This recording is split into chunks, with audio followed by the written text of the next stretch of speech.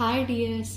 അപ്പം നമ്മൾ ഇന്ന് കേരള സിലബസിലെ 9th സ്റ്റാൻഡേർഡിലെ ചാപ്റ്റർ 2 ആയ ന്യൂ നമ്പേഴ്സിനെ കുറിച്ചാണ് പറയാൻ പോകുന്നത്. അപ്പം ഈ ന്യൂ നമ്പേഴ്സ് എന്ന് പറയുമ്പോൾ നമുക്ക് കുറേ നമ്പേഴ്സിനെ കുറിച്ച് അറിയാം അല്ലേ. ഈ നാച്ചുറൽ നമ്പേഴ്സ് എന്തായിരുന്നു? Natural numbers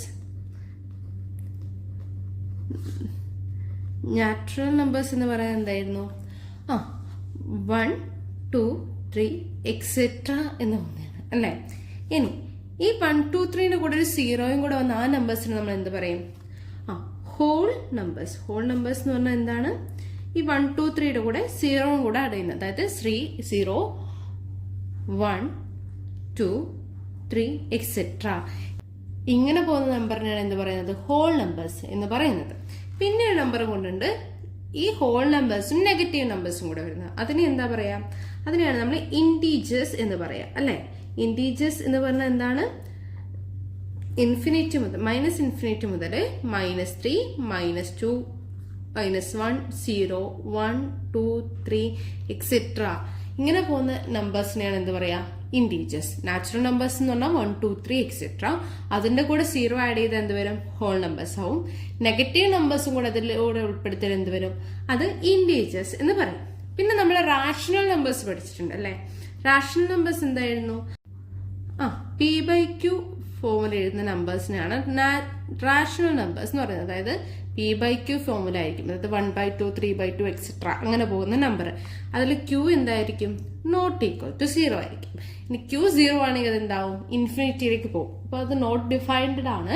so rational numbers എന്ന് പറഞ്ഞാൽ എന്താണ്? ഫ്രാക്ഷൻ ഫോമിന് വരുന്നത്. അത് കൂടാതെ ഡെസിമൽ നമ്പേഴ്സ്, അതായത് എന്ത് വരും? 2.3, 1.5 ഇങ്ങനെയൊക്കെ പോകുന്നത് എന്താണ്? റാഷണൽ നമ്പേഴ്സിന്റെ കൂടെ ഉൾപ്പെടുത്തും. ഇനി ഇതിലൊന്നും പെടാത്ത നമ്പേഴ്സ് ആണ് എന്ത്? Irrational numbers. റാഷണൽ നമ്പർ പെടാത്തതാണ് എന്ത്? Irrational numbers. ഇറാഷണൽ നമ്പേഴ്സ് എന്ന് പറഞ്ഞാല് നമ്മള് √2, √3, √11 ഇങ്ങനെ പോകുന്ന നമ്പേഴ്സ് ആണ് ഇറാഷണൽ നമ്പേഴ്സ് എന്ന് പറയുന്നത്. ഇറാഷണൽ നമ്പേഴ്സിന്റെ പ്രത്യേകത എന്താന്ന് വെച്ചാല് ഇപ്പൊ ഒരു നമ്പർ തന്നു. ഇപ്പൊ നമുക്ക് 2 പോയിന്റ് കുറെ ഡെസിമൽ ആണ്. അപ്പോൾ നമുക്കൊരു 4, 1, 7, 8, 3 അങ്ങനെ അത് പോയിക്കൊണ്ടിരിക്കുകയാണ്. അപ്പൊ അങ്ങനെ പോകുന്ന നമ്പർ, ഇത് അവിടുത്തെ എൻഡ് എവിടെയാന്ന് നമുക്കറിയില്ല, എൻഡ് ഉണ്ടോ എന്ന് നമുക്കറിയില്ല. അങ്ങനെ കണ്ടിന്യൂ ചെയ്ത് പോകുന്ന നമ്പേഴ്സിനാണ് എന്ത് പറയാ? ഇറാഷണൽ നമ്പേഴ്സ് എന്ന് പറയാം. അപ്പൊ ഈ ഇറാഷണൽ നമ്പേഴ്സിനെയാണ് ന്യൂ നമ്പേഴ്സ് എന്നുള്ള പേരിൽ നമ്മൾ ഈ ചാപ്റ്ററിൽ പഠിക്കുന്നത്. അതായത് √2, √3 തുടങ്ങിയ ഇറാഷണൽ നമ്പേഴ്സിനെ കുറിച്ചാണ് ഈ ചാപ്റ്ററിൽ നമ്മൾ പഠിക്കുന്നത്.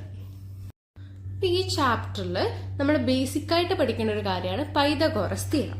ഈ തിയറം അറിയാണെങ്കിൽ നമുക്ക് ഈ ചാപ്റ്ററിൽ ഒരു ക്വസ്റ്റ്യനും ചെയ്യാൻ പറ്റില്ല. പൈതഗോറസ് തിയറം നമുക്ക് അറിയാമല്ലേ. എന്തായിരുന്നു പൈതഗോറസ് തിയറം? ഒരു മട്ടത്രികോണം അല്ലെങ്കിൽ റൈറ്റ് ട്രയാങ്കിൾ തന്നിട്ടുണ്ടെങ്കിൽ അതിന്റെ ഹൈപ്പോട്ടന്യൂസ് അഥവാ കർണം കണ്ടുപിടിക്കാനുള്ള ഫോർമുലയാണ് ഏത്? Pythagoras theorem. എന്തായിരുന്നു ഒരു മട്ടത്രികോണം അല്ലെങ്കിൽ റൈറ്റ് ട്രയാങ്കിൾ എന്ന് പറഞ്ഞാല്? ഒരു വശം 90 ഡിഗ്രി ആയിട്ടുള്ള ട്രയാങ്കിൾ ആണ് എന്ത്? മട്ടത്രികോണം. അതിന്റെ ഈ വശത്ത് നമ്മൾ ബേസ് എന്ന് പറയും. ബേസ് അല്ലെങ്കിൽ B. Okay. Then next length, അതായത് ഇതാണ് അതിന്റെ ഹൈറ്റ് അല്ലെങ്കിൽ ഓൾട്ടിറ്റ്യൂഡ്. നമുക്ക് ഹൈറ്റ് എന്നും പറയാം അല്ലെങ്കിൽ ഓൾട്ടിറ്റ്യൂഡ് എന്നും പറയാം. ഇതാണ് അതിന്റെ ഓൾട്ടിറ്റ്യൂഡ്. അതിനെ നമ്മൾ എ എന്ന് ഡിനോട്ട് ചെയ്യും. Base B, altitude A. Then next ഈ വലിയ ലെങ്ത് ആണ് ഏത്? എപ്പോഴും വലിയ ലെങ്ത് ആയിരിക്കും ഏത്? ഹൈപ്പോടെന്യൂസ്. അതിന് നമ്മൾ ഹൈപ്പോടെന്യൂസ് അഥവാ എച്ച് എന്ന് ഡിനോട്ട് ചെയ്യും. ഓക്കെ അല്ലേ? ഒരു പൈതഗോറസ് തിയറത്തിന്റെ ബേസിലുള്ള, അതായത് അടിവശത്തുള്ളതിന് നമ്മൾ ബേസ് എന്ന് പറയും. അതിന് ലംബമായിട്ട് പോകുന്നതിന് നമ്മൾ എപ്പോഴും എന്ത് പറയും? ഓൾട്ടിറ്റ്യൂഡ് എന്ന് പറയും. ഇനി അതിന് കാരണം, അതായത് ഏറ്റവും വലിയ വശത്ത് നമ്മൾ എന്ത് പറയും? ഹൈപ്പോടെന്യൂസ് എച്ച് എന്ന് പറയും. ഇനി ഈ ഹൈപ്പോടെന്യൂസ് ഇത് റൈറ്റ് ട്രയാങ്കിൾ ആണെങ്കിൽ ഹൈപ്പോടെന്യൂസ് കണ്ടുപിടിക്കാനുള്ള ഇക്വേഷൻ ആണ് hypotenuse square is equal to base square plus altitude square. ഹൈപ്പോടെന്യൂസിന്റെ സ്ക്വയർ കണ്ടുപിടിക്കാൻ എന്ത് ചെയ്താൽ മതി? Base square plus altitude square. ഹൈപ്പോടെന്യൂസിനെ നമ്മൾ എച്ച് വെച്ച് ഡിനോട്ട് ചെയ്യും. That is H square is equal to B square plus A square. നമുക്ക് വേണമെങ്കിൽ തിരിച്ചൊരു altitude square plus base square ആക്കിയാലും കുഴപ്പമില്ല. ഇനി ഇവിടെ H square is equal to B square plus A square കിട്ടി. അങ്ങനെയാണെങ്കിൽ എച്ച് എന്തായിരിക്കും? ഈ സ്ക്വയർ റൈറ്റ് സൈഡിലേക്ക് പോകും. നമ്മൾ മൾട്ടിപ്ലിക്കേഷൻ റൈറ്റ് സൈഡിലേക്ക് പോയ ഡിവിഷൻ ആകും, അതുപോലെ അഡിഷൻ റൈറ്റ് സൈഡിലേക്ക് പോയ സബ്സ്ട്രാക്ഷൻ ആകും, സബ്സ്ട്രാക്ഷൻ റൈറ്റ് സൈഡിലേക്ക് പോയ അഡിഷൻ ആകും. അപ്പൊ ഇവിടെ എങ്ങനെയാന്ന് വെച്ചാൽ സ്ക്വയർ റൈറ്റ് സൈഡിലേക്ക് പോയ സ്ക്വയർ റൂട്ട് ആവും. ഇനി സ്ക്വയർ റൂട്ടാണ് നമ്മൾ ഇക്വേഷന്റെ അപ്പുറത്ത് ഈക്വൽ ടുന്റെ അപ്പുറത്തേക്ക് പോകുന്നതെങ്കിൽ അത് സ്ക്വയർ ആകും. So h is equal to root B square plus A square. ഇതാണ് ഹൈപ്പോട്ടെന്യൂസ് കണ്ടുപിടിക്കാനുള്ള equation. By Pythagoras theorem hypotenuse square is equal to base square plus altitude square. So h is equal to root of b square plus a square. അങ്ങനെയാണെങ്കിൽ നമുക്ക് ബാക്കിയുള്ള length കണ്ടുപിടിക്കാലോ. അപ്പൊ hypotenuse square is equal to base square plus altitude square. നമുക്ക് base square അതായത് B ആണ് നമുക്ക് കണ്ടുപിടിക്കേണ്ടത്. അതായത് ബി സ്ക്വയർ എങ്ങനെ കണ്ടുപിടിക്കാം? ഈ എ സ്ക്വയറിനെ ലെഫ്റ്റ് സൈഡിലേക്ക് ഇട്ടാ പോരെ. അപ്പൊ എന്ത് വരും? H square minus A square. അതായത് ബേസ് നമുക്ക് എങ്ങനെ കണ്ടുപിടിക്കാം? Base is equal to root of H square minus A square എന്ന് വരും. അങ്ങനെയാണെങ്കിൽ ഓൾട്ടിറ്റ്യൂഡ് എ എങ്ങനെ നമുക്ക് കണ്ടുപിടിക്കാം? ഓൾട്ടിറ്റ്യൂഡ് സ്ക്വയർ എന്ന് പറയുന്നത് എന്ത് വരും? ഈ ബേസ് സ്ക്വയറിനെ ലെഫ്റ്റ് സൈഡിലേക്ക് എടുത്താൽ പോരെ. So H square minus B square എന്ന് വരും. That is A is equal to root H square minus B square. ഇങ്ങനെയായിരിക്കും നമുക്ക് ഓൾട്ടിറ്റ്യൂഡ് കണ്ടുപിടിക്കാം. അങ്ങനെയാണെങ്കിൽ ഇവിടെ ഞാൻ 1 സെന്റിമീറ്റർ സൈഡുള്ള ഒരു സ്ക്വയർ എടുത്തിട്ടുണ്ട്. ഒരു സ്ക്വയറിന്റെ പ്രത്യേകത എന്താണ്? സ്ക്വയർ എന്ന് പറഞ്ഞാൽ എല്ലാ സൈഡും എന്തായിരിക്കും? ഈക്വൽ ആയിരിക്കും. അതിന്റെ എല്ലാ സൈഡും 1 സെന്റിമീറ്റർ ആണ്. എനിക്കിനി ഈ ഡയഗണലിന്റെ ലെങ്ത് കണ്ടുപിടിക്കണം. എങ്ങനെ കണ്ടുപിടിക്കാൻ പറ്റും? അതെ, ഈ സ്ക്വയർ നമ്മൾ ഡയഗണലാക്കിയപ്പോൾ നമുക്ക് ഇവിടെ 2 ട്രയാങ്കിൾ കിട്ടി അല്ലേ? ഇത് രണ്ടും എന്താണ്? ഇത് സ്ക്വയർ ആയതുകൊണ്ട് ഇവിടെ എന്തായിരിക്കും? എപ്പോഴും 90 ഡിഗ്രി ആയിരിക്കും. സോ ഇതെന്താണ്? ഇതൊരു റൈറ്റ് ട്രയാങ്കിൾ ആണ്. അപ്പൊ റൈറ്റ് ട്രയാങ്കിൾ ആണെങ്കിൽ ഇത് ഈ ഹൈപ്പോട്ടെന്യൂസ് നമുക്ക് എങ്ങനെ കണ്ടുപിടിക്കാം? അത് നമ്മൾ നേരത്തെ പറഞ്ഞു. ഹൈപ്പോട്ടെന്യൂസിന്റെ സ്ക്വയർ എന്ന് പറയുന്നത് എന്തായിരിക്കും? Base square plus height square. നമ്മൾ ഇതിന്റെ ലെങ്ത്തിന്റെ ഡയഗണൽ എങ്ങനെ കണ്ടുപിടിക്കും? അതായത് ഈ ഹൈപ്പോട്ടെന്യൂസ് നമ്മൾ എങ്ങനെ കണ്ടുപിടിക്കും? ഹൈപ്പോട്ടെന്യൂസ് സ്ക്വയർ ഈക്വൽ ടു എന്തായിരുന്നു? Altitude square plus base square ആയിരുന്നു അല്ലെ. ഇവിടെ ബേസും ഓൾട്ടിറ്റ്യൂഡ് എന്താണ് വരുന്നത്? 1 സ്ക്വയർ ആണ്. അതായത് 1 സ്ക്വയർ പ്ലസ് 1 സ്ക്വയർ. അതായത് എച്ച് സ്ക്വയർ നിന്ന് നമുക്ക് എന്ത് കിട്ടി? 1 സ്ക്വയർ പ്ലസ് 1 സ്ക്വയർ. ഇനി എന്താണ് 1 സ്ക്വയർ? 1 സ്ക്വയർ എന്ന് പറയുന്നത് 1 ആണ് അല്ലെ. അപ്പൊ എച്ചിന്റെ സ്ക്വയർ നമ്മൾ അപ്പുറത്തേക്ക് കൊണ്ടുപോവാണ്. So H is equal to 1 square എന്ന് പറയുന്നത് 1 പ്ലസ് 1. അപ്പൊ എച്ച് ഇസ് ഈക്വൽ ടു എന്ത് വന്നു? റൂട്ട് 2. അപ്പൊ നമുക്ക് ഇവിടുത്തെ value H is equal to root 2 എന്ന് കിട്ടി. ഇനി നമുക്ക് ഈ സ്ക്വയറിന്റെ ഏരിയ കണ്ടുപിടിക്കണം. സ്ക്വയറിന്റെ ഏരിയ കണ്ടുപിടിക്കണം. അപ്പൊ ഏരിയ എങ്ങനെയാ കണ്ടുപിടിക്കുക? സ്ക്വയറിന്റെ എ ഇൻറ്റു എ എന്ന് പറയും അല്ലെ. എ സ്ക്വയർ അതായത് side into side, that is side square. അപ്പൊ ഇവിടെ സൈഡ് എത്രയാണ്? ഇവിടെ 1 ആണ്. സോ 1 ഇൻറ്റു 1 എത്ര വരും? 1 സെന്റിമീറ്റർ. ഈ സ്ക്വയറിന്റെ ഏരിയ എത്രയായിരിക്കും? 1 സെന്റിമീറ്റർ. അങ്ങനെയാണെങ്കിൽ ഞാൻ സൈഡ് 2 എടുക്കുകയാണ്. സൈഡ് ഒരു 2 എടുത്തു. സൈഡ് 2 ആയ സ്ക്വയറിന്റെ ഏരിയ എത്രയായിരിക്കും? ഏരിയ എന്ന് പറയുന്നത് എത്രയാണ്? 2 ഇൻറ്റു 2 ദാറ്റ് ഈസ് 4. ഇനി ഞാൻ സൈഡ് റൂട്ട് 2 ആയ ഒരു സ്ക്വയർ എടുത്തു. ഒരു സ്ക്വയർ സൈഡൊക്കെ റൂട്ട് 2 ആണ്. അപ്പൊ നമുക്ക് ഇതിന്റെ ഏരിയ എന്ന് പറഞ്ഞാൽ എങ്ങനെ കണ്ടുപിടിക്കാം? Area equal to root 2 into root 2 എന്ന് വരും. അതായത് എന്ത് വരും? Root 2 whole square. നമുക്കിവിടെ മനസ്സിലാക്കേണ്ട ഒരു കാര്യം എന്താ വെച്ചാൽ ഈ റൂട്ട് 2ഉം സ്ക്വയറും ഒരുമിച്ച് വന്ന് ഇത് രണ്ടും നമുക്ക് എന്ത് ചെയ്യാം? കട്ട് ചെയ്ത് കളയും. അപ്പൊ നമുക്ക് എന്ത് കിട്ടും? 2. ഇതിന്റെ ഏരിയ 2 എന്ന് കിട്ടി. അതായത് 1 എടുത്തപ്പോൾ നമുക്ക് 1 സെന്റിമീറ്റർ കിട്ടി. 2 എടുത്തപ്പോൾ നമുക്ക് 4 സെന്റിമീറ്റർ കിട്ടി. അതായത് 1 ഇൻറ്റു 1 1 ആണ്. 2 ഇൻറ്റു 2 4 ആണ്. പക്ഷെ നമുക്ക് റൂട്ട് 2 ഇൻറ്റു റൂട്ട് 2 എത്ര കിട്ടി? 2 കിട്ടി. അതായത് ആ റൂട്ട് 2 വരുന്നത് എവിടെയായിരിക്കും?